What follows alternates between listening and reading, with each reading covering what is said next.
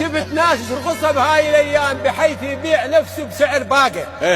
قسم منهم تبرع وعاء في الاخلاق، وقسم قاموا يتفنن باللواقع. يا حمت عيونكم. اي والله ما تملك مشاعر غيرها ما بيك. واضح من عرفتك فاقد احساسك. مو اخرس وعذرك وانتهى الموضوع. طبع مسمار طبعك ما تحب راسك. اي والله مو اخرس وعذرك وانتهى الموضوع. طبع مسمار طبعك ما تحب راسك. اترك اللواقه ولا تظل لاحوق. ميز بين ربعك واهلك وناسك، ولا تبني حياتك على غش ويبوك. احذرك. اي والله لا تبني حياتك على غش ويبوك.